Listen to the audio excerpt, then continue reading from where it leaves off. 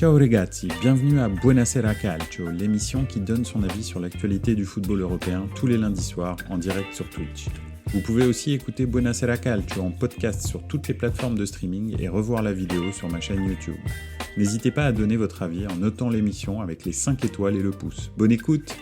Bonsoir à tous, bienvenue dans Buonasera Calcio, une fois de plus, une semaine de plus, et quelle semaine celle-ci, parce que effectivement c'est une semaine où on connaît les demi-finalistes de Coupe d'Europe, où on a effectivement eu un classico absolument exceptionnel hier soir, et enfin où on va pouvoir peut-être se poser certaines questions. C'est un grand jour pour l'AC Milan, donc voilà, on va en discuter. Bonsoir au JCRM, bonsoir à tous. Quelle belle semaine de foot j'ai vu. Niveau foot, niveau résultat, mi-figue, mi-raisin.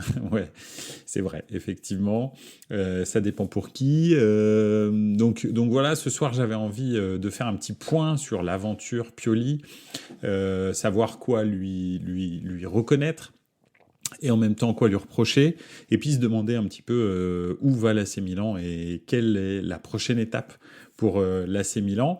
Encore une fois, on va en parler, mais c'est un grand jour pour l'AC Milan aujourd'hui, qui a très très mal débuté. Donc on va voir comment il va se terminer, mais bref, on va y revenir tout à l'heure.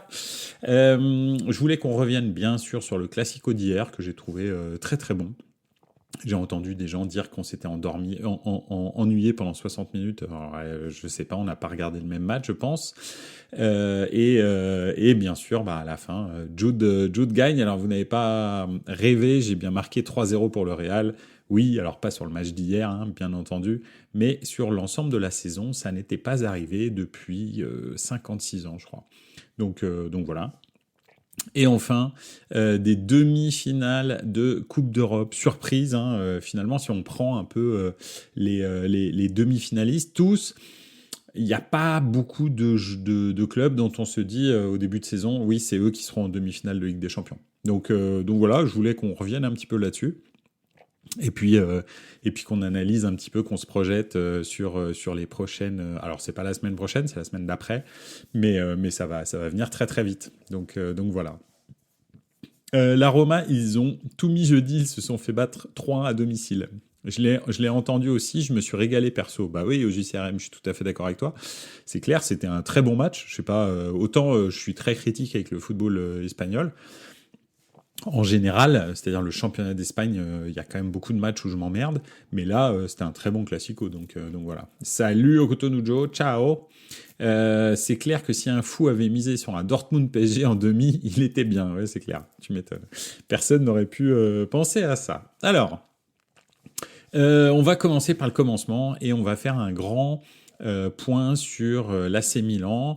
Une fois qu'on y verra un petit peu plus clair à la Juve, on fera exactement le même point sur la Juve un petit peu plus tard dans la saison, dès qu'on saura plus ou moins de façon certaine. Moi, tant qu'Allegri il n'est pas dehors avec un grand coup de pied dans les fesses, je pense que je crois pas qu'il est parti de la Juve. Donc là, a priori pour Milan, Pioli, c'est bien parti. Et donc voilà, donc je pense que c'est important de faire un point maintenant, parce que ça a été un entraîneur qui a marqué le Milan. J'écoute tout le temps ma chanson, ouais, ta chanson de Pioli, Allegri d'émission. Elle est très très bien, franchement, je l'ai écoutée en entier, bravo, magnifique, félicitations. Je vous conseille. Il y a une chanson qui s'appelle Allegri d'émission au JCRM, m'a fait découvrir ça. Grâce à l'intelligence artificielle, voilà, il a réussi à faire une chanson sur Allegri d'émission, et c'est pas mal. Franchement, c'est pas trop mal, je veux dire, pour ce que c'est. Donc voilà. Octonujo qui est à vélo sans les mains. Donc faites très attention Octonujo, parce que voilà, c'est dangereux le vélo. Tu en sais quelque chose. Donc oui, Pioli, après Pioli, on va où? C'est ça la question que je me pose, parce que effectivement, je vois beaucoup, en tous les cas dans la communauté des supporters milanais francophones, beaucoup de gens qui se réjouissent du départ de Pioli. Bon, je pense effectivement, pour ma part, que Pioli arrive en fin de cycle, mais je continue à dire que Pioli a fait des miracles avec l'effectif qu'il avait à sa disposition. Je pense qu'au Milan, ces 3 dernières saisons, depuis 2019, a surperformé à tous les niveaux, que ce soit en Coupe d'Europe, que ce soit en championnat, que voilà, ils ont retrouvé la Ligue des Champions de façon pérenne, etc. Franchement, moi, je ne peux que remercier Stefano Pioli de ce qu'il a fait, même si j'étais pas convaincu au début. Mais qu'on arrive à la fin de son règne, on va dire, effectivement, je pense que c'est le cas. Je pense qu'il y a de moins en moins les ressorts psychologiques pour transcender les joueurs comme ils savaient le faire il y a quelques saisons encore. La saison du titre, mais pas que, même la saison dernière, les matchs contre le Napoli, alors que le Napoli roule sur tout le monde, le 4-0 à Naples et la victoire en Ligue des Champions en quart de finale, il avait encore les mots pour les transcender. Là, très clairement, on a rencontré des équipes qui étaient très au niveau, on va dire, du Milan. Hein. La Roma n'est pas supérieure au Milan et pourtant on prend une correction de l'espace. Donc je pense sincèrement qu'il arrive au bout du bout et qu'il n'a plus les ressorts psychologiques pour les transcender. On va le voir encore ce soir, je pense, malheureusement, contre l'Inter. Ça pourrait être vraiment le dernier clou dans le cercueil d'Allegri si l'Inter célèbre son titre à Milan alors que c'est le Milan qui reçoit. C'est jamais arrivé dans toute l'histoire des derbys de la Madonnina. Et franchement, ce serait très douloureux pour Pioli et pour tout le monde que ça arrive ce soir. Donc voilà. OJCRM qui dit « Je trouve dommage de ne pas garder Pioli, un quart en Europa League, le deuxième du championnat, pourquoi ne pas le garder ?» Octonujo qui dit « Ça peut dire que tu n'étais pas convaincu au début pour Pioli ?» Oui, j'étais pas convaincu au début pour Pioli, pour de vrai. Je faisais partie des hashtag Pioli out parce que je voulais que Milan bascule directement dans un nouveau cycle bien plus ambitieux que ce qu'il y avait avant. Le problème, c'est que je pensais qu'Eliott avait envie de mettre les sous pour y aller, mais en fait, Eliott était juste en transition en attendant un nouvel investisseur, et ça, je n'avais pas compris à ce moment-là. Donc voilà, ils ont leur nouvel investisseur. Ce nouvel investisseur a une politique très claire, très très claire pour le développement du Milan. C'est pas du tout d'investir comme des malades, et en tous les cas, tous les investissements seront réfléchis sur des prospects, et il leur faut un entraîneur pour développer ces fameux prospects, pour pouvoir emmener ces prospects à la victoire, hein, si c'est possible, mais surtout assurer la pérennité financière du Milan en revendant un big une fois de temps en temps, une année sur deux ou un truc comme ça. Donc ça, c'est la stratégie. OJCRM qui me dit il y a déjà des noms pour le remplacer dans les rumeurs. Oui, il y a beaucoup de noms. Alors, les 4 premiers noms qui sont sortis étaient, je pense, je sais pas, ça doit être un complot interiste ou Juventini. Hein. Je pense d'ailleurs que OJCRM, tu dois être dans le coup. Je vois que ça. Bien sûr que non, mais en fait, c'est vrai que quand on voit les 4 noms, on se dit non, mais là, c'est une blague, c'est pas possible. En fait, il doit y avoir un polichinelle qui nous fait des blagues. Parce que première rumeur, c'est Lopetegui. Bon. Lopetegui, honnêtement, hein, vraiment, je respecte cet entraîneur, mais c'est pas avec ça que tu vas franchir vraiment un cap. Deuxième rumeur, Galtier. Alors là, tu te dis, je pense qu'on est dans l'hyperespace. Et troisième et quatrième, je me souviens plus que c'était, mais c'était pas foufou. Et c'était vraiment des entraîneurs pas bas de gamme, mais non, pas Xavi, non, pas Xabi Alonso, malheureusement. Pas bas de gamme, mais vraiment banal, quoi. Des entraîneurs, rien de spécial. Où tu te dis, je sais pas si ils ont cru que, mais ça va pas le faire. Là, les rumeurs plus récentes, donc 2 jours après, sont plutôt intéressantes. Ça pourrait être Thomas Tuchel, ça pourrait être De Zerbi qui a annoncé quasi qu'il partait de Brighton. Et alors, ça pourrait être Liverpool, mais c'est vraiment pas sûr que ce soit Liverpool. Et en l'occurrence, il est très intéressant par Milan pour bien sûr des affinités. Déjà le pays et ensuite le fait qu'il a grandi au Milan. Hein. C'est un joueur qui a été formé au Milan. Donc voilà. Gasperini, que tu dis au Cotonou, non, ça c'est pas du tout le genre d'entraîneur que le Milan affectionne. Pourquoi ? Parce qu'en fait, il leur faut un entraîneur malléable qui effectivement pourrait développer les jeunes. prendraient des décisions collégiales. Ils veulent pas d'un entraîneur qui veut prendre des décisions un peu unilatérales, du style Conte, par exemple. C'est pas possible, ça peut pas coller avec le profil de Milan. Il leur faut un entraîneur international, jeune. Donc, il parlait de Nagelsmann avant qu'il prolonge avec l'Allemagne. Et il faut savoir que Cardinal n'a absolument pas fixé de salary cap pour l'entraîneur. Donc, il n'y a aucune limite sur quel est l'entraîneur qui pourrait arriver au Milan. Vraiment, c'est pas un problème, en fait. Donc, il parle aussi de Graham Potter. Bon, ça, je suis un peu moins fan, mais en tous les cas, il a une vraie culture tactique de jeu qui est dynamique, proactive, un petit peu comme Milan joue ces derniers temps. Donc, ça pourrait être pas mal. Tuchel au Milan, tu prendrais... Oui, moi, je prendrais. Hein. Tuchel, c'est un entraîneur... qui est expérimenté. Le problème, c'est que le portrait robot de l'entraîneur qui a été défini par la direction, Tuchel, en fait, il colle pas trop. Parce que Tuchel, effectivement, ça le dérange pas de faire jouer les jeunes, de les développer, etc. Mais en revanche, il est très exigeant dans les transferts. Et en plus de ça, il n'a pas du tout sa langue dans sa poche. Et ça, c'est pas du tout ce que veut Milan. En fait, Milan veut un espèce de fonctionnement à 4 têtes entre l'entraîneur, Ibrahimovic, Moncada et Furlani, qui sont donc Moncada, le directeur sportif, Furlani, qui est le président délégué, Ibrahimovic, qui est maintenant le conseiller spécial de Cardinal, et donc l'entraîneur. Et en fait, toutes les décisions un peu sportives, techniques et tout, se prendraient à 4.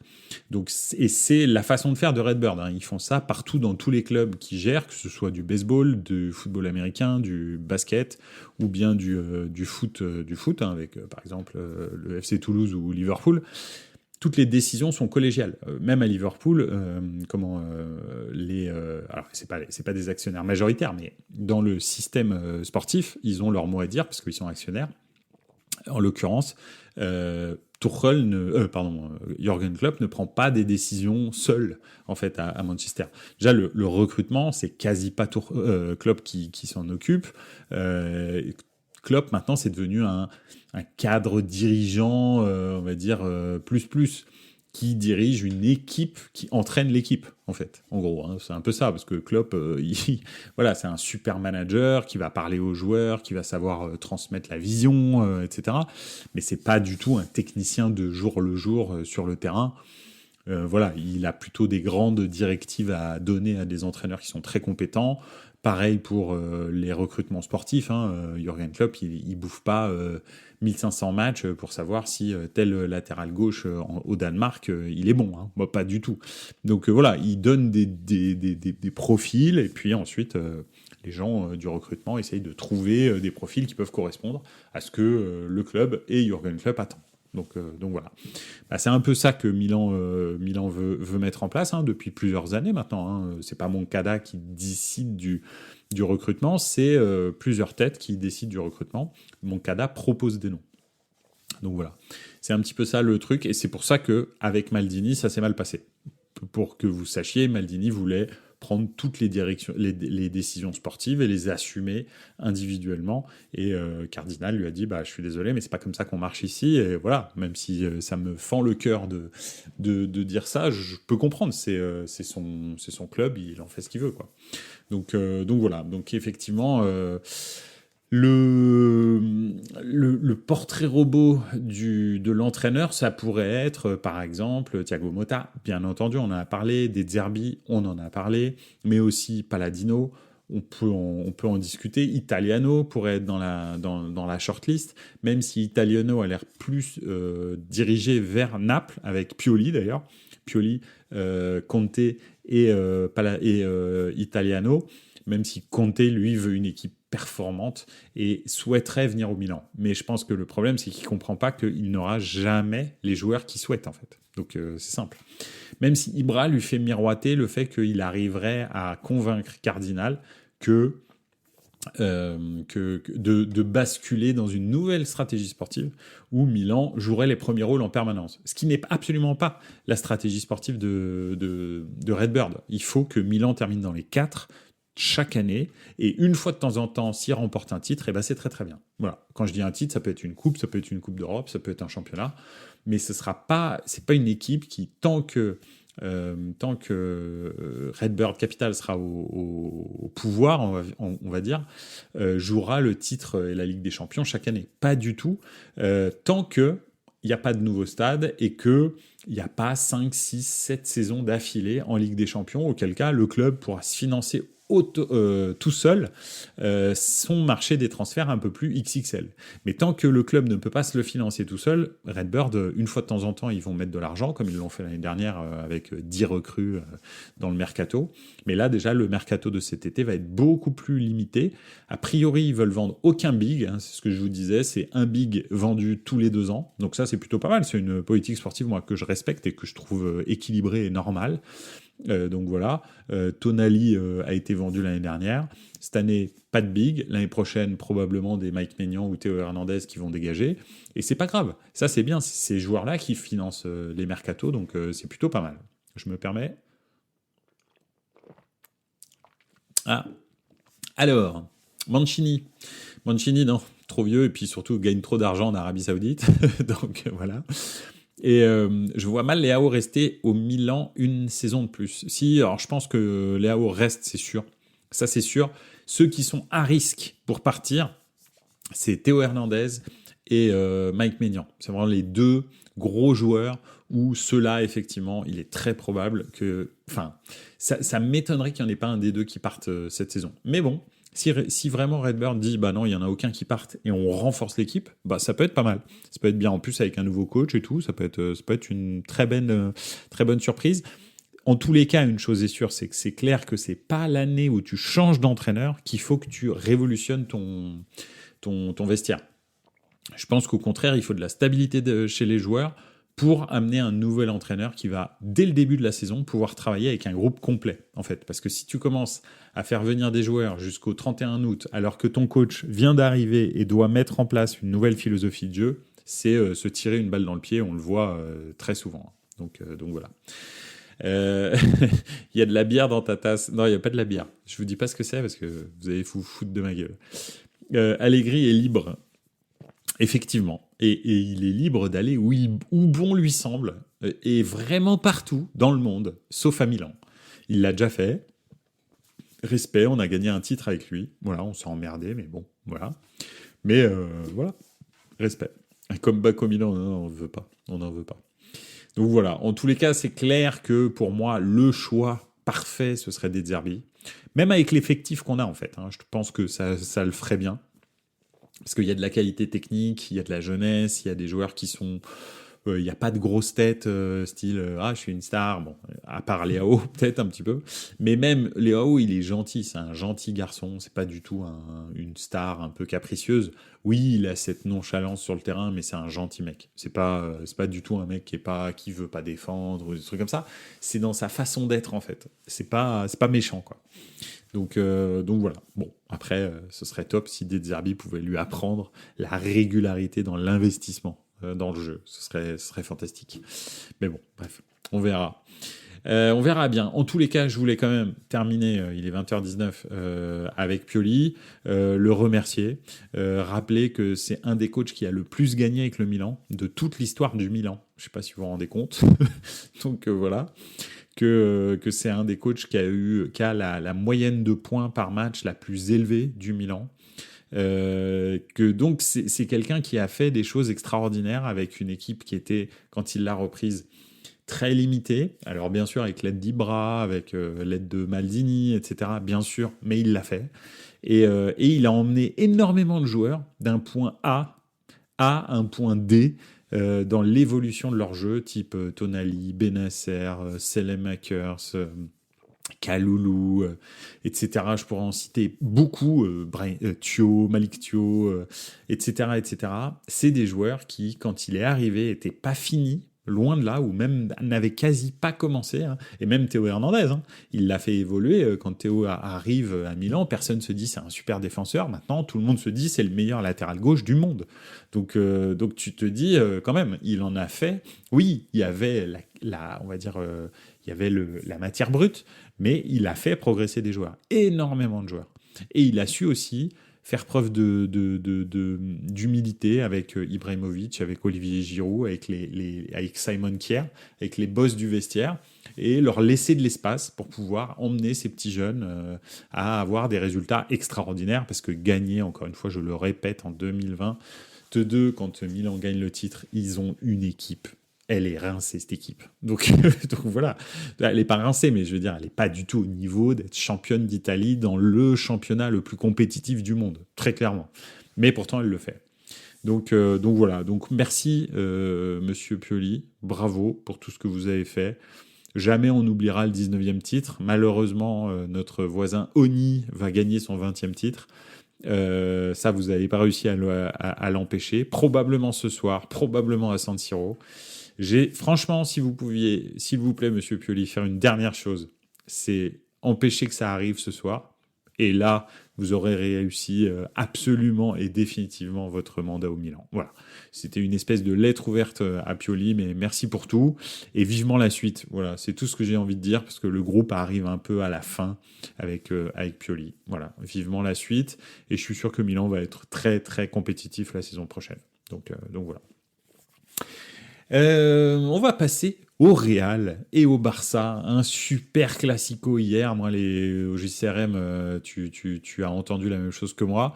Les gens qui m'ont dit que le classico était pas bien hier, ça fait longtemps que je me fais chier devant les classicos, mais celui d'hier était très très bien.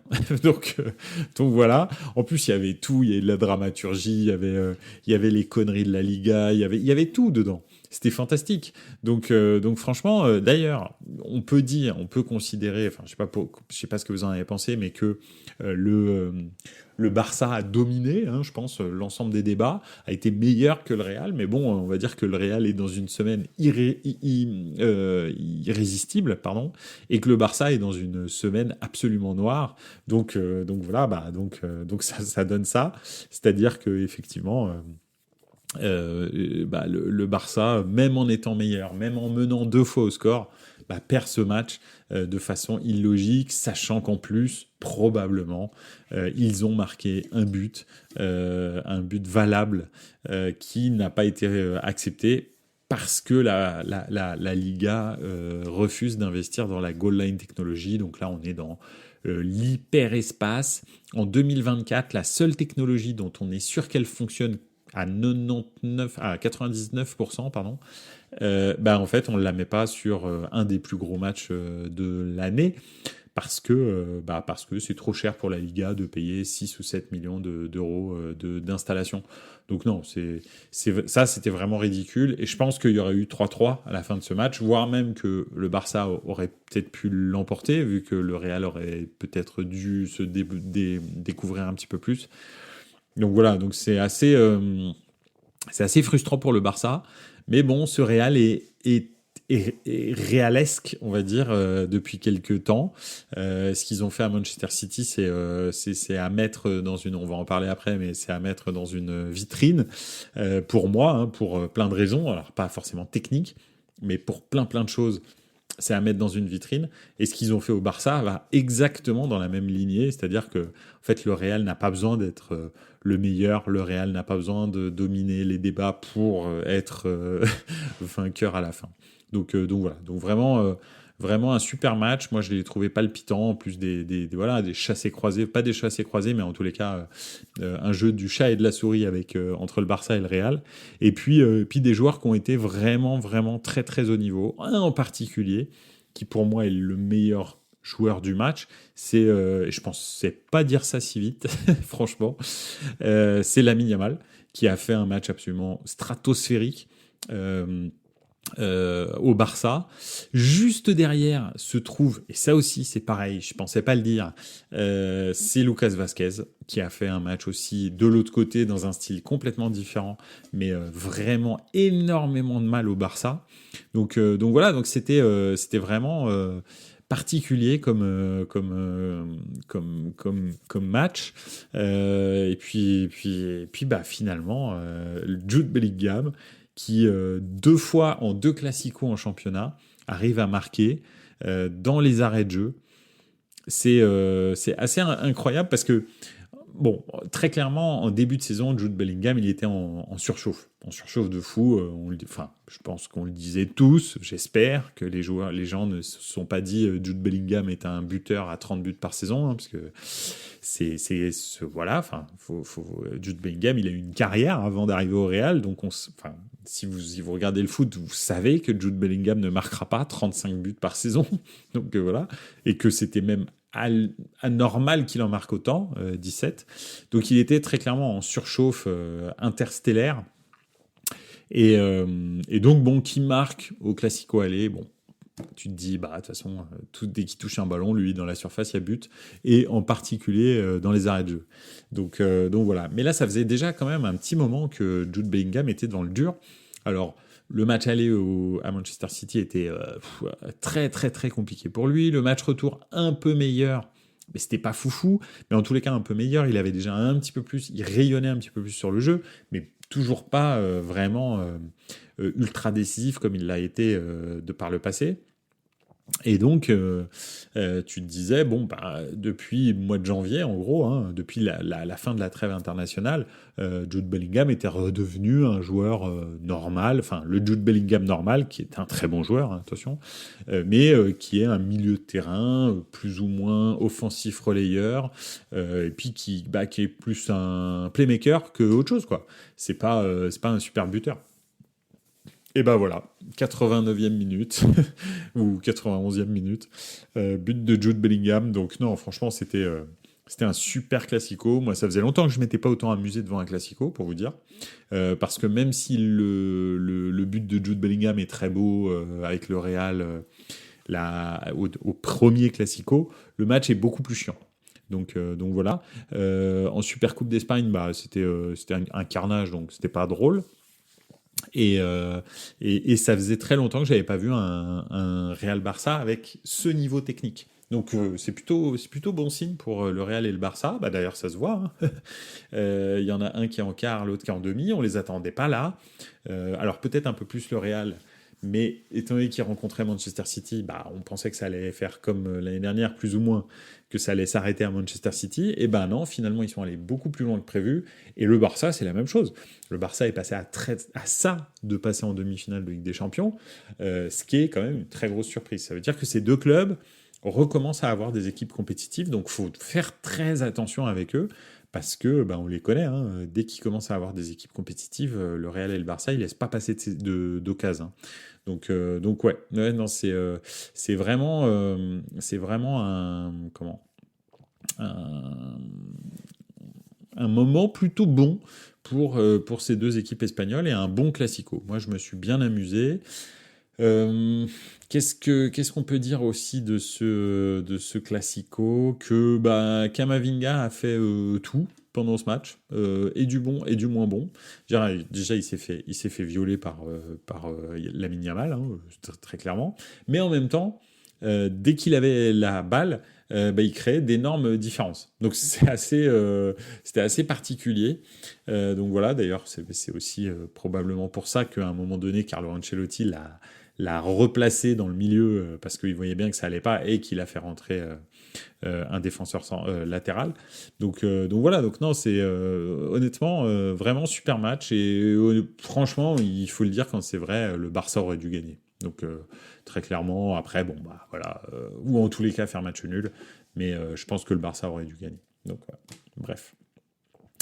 Voilà un petit peu pour le Classico. Mais ce que je veux noter, et ça c'est important, c'est que le match était très très dynamique, pas du tout à l'arrêt comme ça pouvait l'être dans le football espagnol ces 5-6 dernières saisons. Et dans le Classico, pareil que dans les autres matchs, hein, d'ailleurs, le niveau avait considérablement baissé et ça devient là beaucoup plus dynamique, beaucoup plus direct. Voilà, donc c'est honnêtement, c'est plutôt bon signe pour le football espagnol et c'est plutôt mauvais signe pour nous autres, les non-aficionados du football espagnol. Non, mais on connaît les clubs espagnols, hein. Quand ils recommencent à être bons, les gars, ils sont chirurgicaux, hein, en Coupe d'Europe. Donc, faut faire très attention. Donc voilà, c'est tout. C'est tout ce que je voulais dire. Quoi d'autre en Espagne ? Pas grand-chose. Les autres derrière se traînent, très clairement. L'Atlético qui perd, et puis l'Athletic Bilbao qui rate toutes les opportunités qu'ils ont de passer devant l'Atlético. Donc c'est assez tristoun derrière. Il n'y a pas grand-chose. Rijon a assuré son avenir en Coupe d'Europe. Donc ça, on peut quand même considérer que c'est une victoire. Donc maintenant, reste à assurer son avenir en Champions League. Hein. Mais en tous les cas, que Girone soit un club qui aille en Coupe d'Europe, déjà, c'est surprenant. Donc bravo, chapeau, ça va être le Brest français, hein, c'est exactement la même chose. Mais voilà. C'est pas très compétitif comparé à la Serie A, oui, très, très clairement. Ça, c'est sûr. Le championnat d'Espagne, pour l'instant, a encore ce problème-là. Les deux gros se sont un peu refait la cerise, mais le reste du cheptel, c'est pas terrible. Il y a l'Atlético avec les vieilles ficelles qui tirent un petit peu son épingle du jeu, mais qui n'est pas une équipe d'avenir, qui joue encore un football un peu éculé, etc. Donc voilà. Mais à part ça, l'Athletic Bilbao est limité par le fait qu'elle a une politique sportive vraiment particulière. Le Betis Séville vivote, voilà, donc c'est pas réjouissant ce qu'il y a derrière en fait. Girone, très clairement c'est un one shot, hein, l'année prochaine on les voit plus. Valence, ils sont au 36e dessous. Séville, pareil. Quand je dis 36e dessous, ils jouent pas la descente, mais enfin Séville très longtemps quand même. Valence pas loin non plus. Donc voilà, donc c'est assez tristoun pour le football espagnol. Il n'y a pas vraiment d'équipe qui, derrière les deux gros, qui revivent un peu, peut prendre le train avec eux. Donc ouais, c'est pas super. La Serie A, en revanche, a un problème. Ce qui est marrant, c'est que c'est exactement l'inverse. En fait, la Ligue 1 et la Liga sont exactement l'inverse de la Serie A, en fait, si on regarde. C'est vraiment ça. C'est-à-dire que la Ligue 1 et la Liga ont un énorme ou deux énormes gros et un championnat complètement pas compétitif. Et la Serie A a un championnat super compétitif. C'est d'ailleurs pour ça que vous avez autant d'équipes italiennes en Europa League, en Conference League, que chaque année ils sont en finale, voire ils gagnent la compétition, parce qu'il y a quand même eu la Roma, ensuite ils ont enchaîné avec la finale d'Europa League, la Fiorentina a fait finale de Conference League, l'Inter a fait finale de Conference League, là Milan, la Roma encore cette année va en demi-finale avec l'Atalanta, donc ça dénote de la densité du championnat, ça il n'y a pas photo, hein, vu que c'est les clubs qui sont pas en Champions. Donc voilà. Et on n'a pas, en revanche, en Serie A, un très gros qui est capable de gagner la Ligue des Champions. Aucun club en Serie A, excepté peut-être l'Inter, mais malheureusement, ils ont déçu terriblement cette année. Mais de toute façon, c'était pour moi la meilleure équipe de Champions League jusque-là. Et si on prend les 4 derniers, là, pour moi, l'Inter était au-dessus. Donc voilà. En revanche, ils n'ont pas su gérer l'événement. Donc c'est dommage. Tomber en plus contre l'Atlético, ça pique. Mais très clairement, effectivement, il n'y a pas de super gros, où tu te dis chaque année, voilà, quoi, ils peuvent jouer la Ligue des Champions. L'Inter, ça faisait 2 saisons, et encore la première était une saison un peu surprise. Cette saison, je pense qu'ils pouvaient jouer la Ligue des Champions, mais ils se sont chiés dessus. Donc voilà, donc ça c'est un gros problème en fait. Mais en revanche, la densité des 7 ou 8 premiers clubs est monstrueuse. Et c'est pareil en Bundesliga. Là, ils arrivent un petit peu plus à avoir un club qui peut gagner la Ligue des Champions. C'est complètement débile ce que je vous dis quand vous me dites bah oui, mais il y a quand même Dortmund et le Bayern qui sont en demi-finale. C'est vrai, mais Dortmund, très clairement, c'est Jean-Claude Duss du football. Hein. On ne sait pas s'ils sont là sur un malentendu. Enfin, je ne sais pas pour vous, hein, mais moi, en tous les cas, c'est comme ça que je vois les choses. Et le Bayern, c'est un peu la même chose. Ils connaissent quand même une année qui est vraiment pas terrible. Ils ont pris des roustes de l'espace en Bundesliga et ils se retrouvent un peu par hasard du tirage au sort en demi-finale de Ligue des Champions. Donc, je pense pas que le Bayern puisse passer le Real, et je pense pas que Dortmund puisse passer le Paris Saint-Germain. Mais comme le football est irrationnel, que Dortmund en poule a très bien vécu, a très bien survécu au Paris Saint-Germain, surtout à l'extérieur. Ils ont même failli les sortir, ils auraient dû, parce que comme ça, ils les auraient pas eu là. Enfin, ils auraient eu quelqu'un d'autre, mais voilà. Et que le Bayern, quand ils sont en demi-finale de Ligue des Champions et qu'ils rencontrent le Real, tout est possible. Voilà. Enfin bon, je peux pas dire ça, mais je pense que la Bundesliga, pour l'instant, est le championnat, à l'heure actuelle, hein, qui est le plus équilibré entre la Liga et la Ligue 1 et la Serie A. C'est-à-dire que c'est quand même un championnat qui a une belle densité, hein, parce qu'on peut considérer quand même que Stuttgart, Leipzig, Dortmund, le Bayern, c'est quand même 4-5 équipes qui sont très très très sérieuses, d'accord, c'est pas des équipes comme ça. Et le Bayer Leverkusen, hein, bien sûr, faut pas oublier le Bayer Leverkusen. C'est une très belle densité et en même temps, tu le prends, il y a 2 équipes qui sont en demi-finale de Ligue des Champions. Contrairement à la Serie A où il y a énormément de densité, donc ils sont présents en coupe, en Europa League et en Conference League, mais pas en Ligue des Champions. Et alors la Ligue 1, ils ont qu'un seul club de toute façon. Bon, alors en l'occurrence cette année il y a Marseille qui est en demi-finale d'Europa League, mais c'est vraiment là pour le coup. En fait, c'est Marseille le Jean-Claude Duss de l'Europe parce qu'ils ont rien à faire là, très clairement. Donc voilà. Tu dis ça et on va se retrouver avec une finale Dortmund-Bayern, probablement. Tu connais mes talents incroyables pour prédire le football. Les clubs anglais, par contre, leur championnat est tellement fort qu'en Europe, souvent, ça marche pas, malgré des effectifs très fournis. Oui, et puis ils jouent un football vraiment particulier, qui est un football très peu tactique. Et quand ils tombent en Europe contre des équipes qui sont très tactiques, beaucoup plus qu'eux en tous les cas, les équipes italiennes, les équipes allemandes, le Paris Saint-Germain par exemple, hein, qui est très clairement un club, c'est pas un club français le Paris Saint-Germain, c'est Luis Enrique qui est à la tête de ce club-là. Donc ce sont des équipes qui sont très tactiques et les Anglais en fait ont beaucoup de mal. En fait, c'est on va dire que le championnat d'Angleterre, c'est un peu le MMA, quoi. C'est-à-dire, t'avances la tête la première sans garde, et puis si tu frappes plus fort que les autres, il y a un moment donné, tu vas gagner, tu vois. L'Europe, c'est pas pareil. L'Europe, c'est un championnat du monde mi-lourd. Et il faut vraiment que tu aies une garde et que tu réfléchisses à la tactique que tu vas, que tu vas appliquer, etc. Parce que sinon, c'est pas trop le problème. Est-ce qu'il va te mettre KO ou pas? Mais probablement qu'il va te couper les jambes, en fait, et que tu vas plus pouvoir combattre. Donc voilà, donc c'est ça le truc, en fait. Je sais pas si la métaphore vous parle, mais il faut de la tactique pour arriver en Europe. Et les équipes anglaises sont plus habituées à avoir de la tactique. C'est l'équipe la plus dominante physiquement, qui est capable de récupérer, de répéter les courses, etc. Et surtout, l'équipe de Guardiola, elle est ultra dominante, mais elle a qu'un plan A. Elle n'a jamais de plan B, en fait. Donc, quand son plan A fonctionne pas, c'est dead. Alors que, on le voit, hein, le Real a plusieurs plans. Le Real du match aller contre City et le Real du match retour contre City, c'est pas la même équipe. On est bien d'accord. Ça s'appelle avoir un plan A et un plan B. C'est ça, quand tu rencontres Carlo Ancelotti, en fait, Carlo, il change pas son équipe. Quasi pas. Pratiquement pas. Mais en revanche, son équipe, elle joue complètement différemment d'un match sur l'autre. C'est ça la tactique aussi. C'est pas seulement changer des joueurs. Luis Enrique, lui, il change des joueurs. C'est sa tactique à lui. Pas de problème. C'est chacun son truc. Mais voilà, les grands entraîneurs, pour moi, c'est ceux qui arrivent à faire comprendre aux joueurs que l'animation doit être différente alors qu'ils restent au même poste, quasi.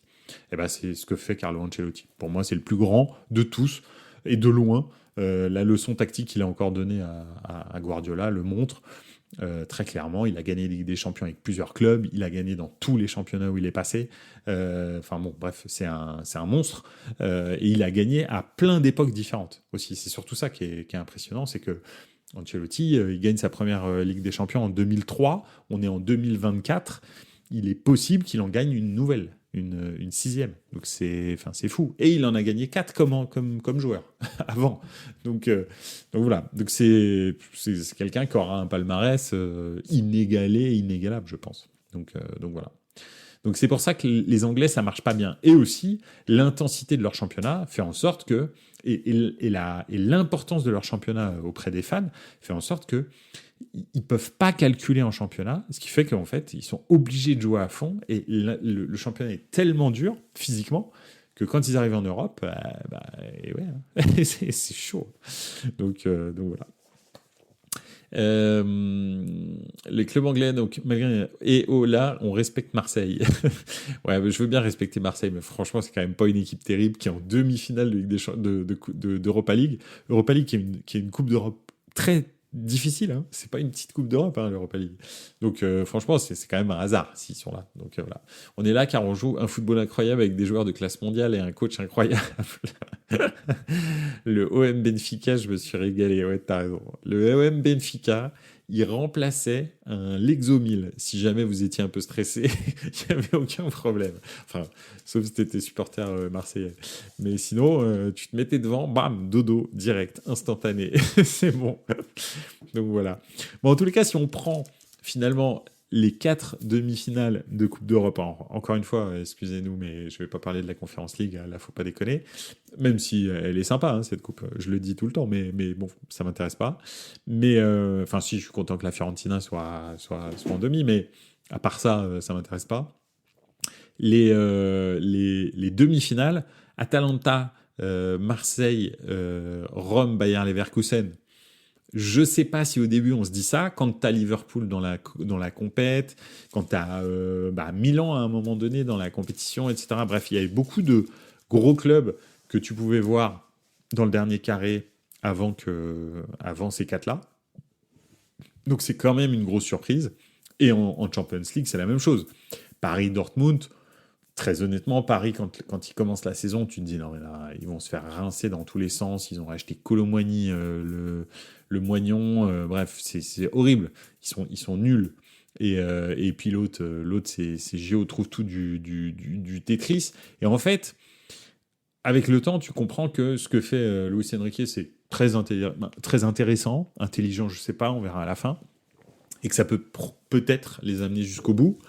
Donc voilà. Et puis tu te rends compte que de l'autre côté, en fait, le Real, où ils ont l'épouvantail Man City, ils se sont renforcés. Ce que je disais avant le match, je disais, Man City s'est un petit peu affaibli avec les départs de Gundogan qui n'ont pas été remplacés, et puis un Erling Haaland qui est pas vraiment dans sa saison, et puis un Kevin De Bruyne qui n'a pas joué pendant un bon moment, etc., etc. Bref, qui n'arrive pas non plus ultra lancé.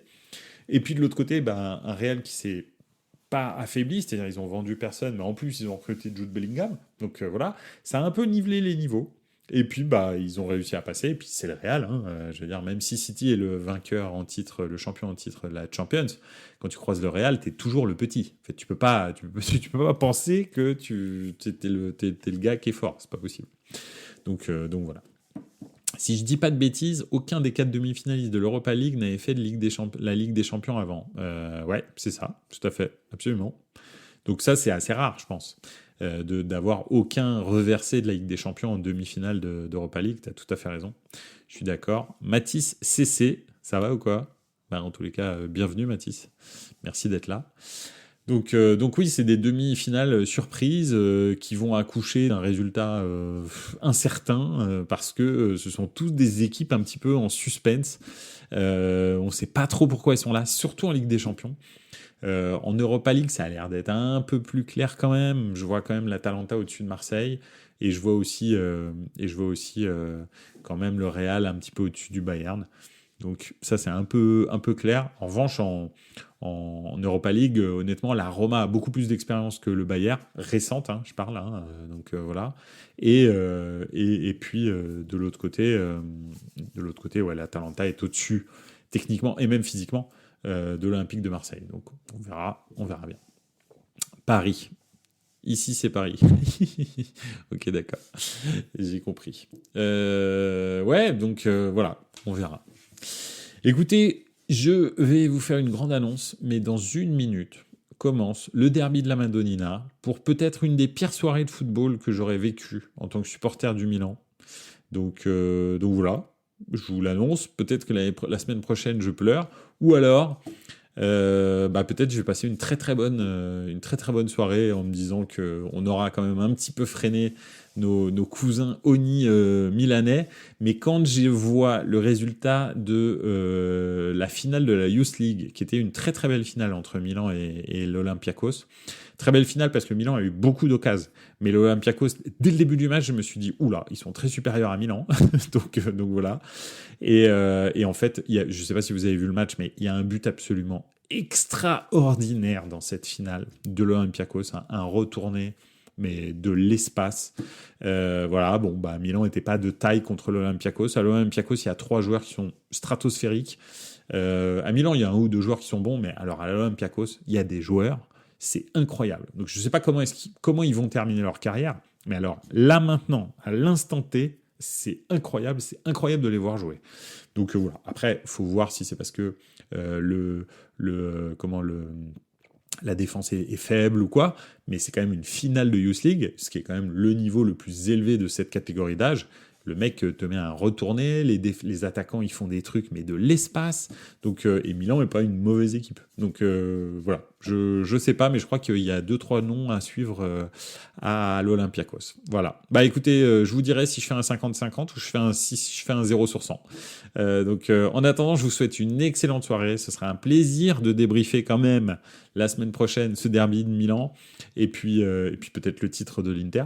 Revenir un petit peu, faire une rétrospective sur l'Inter comme on l'a fait sur le Bayern la semaine dernière. Et puis voilà, bah, on se préparera pour la Coupe d'Europe le week-end prochain, enfin lundi prochain. En attendant, je vous souhaite une excellente soirée. Merci beaucoup d'avoir été là. Et comme d'habitude, ça a été un plaisir de parler football avec vous. En attendant, ciao les gars, ciao, la Madonnina m'appelle. Salut!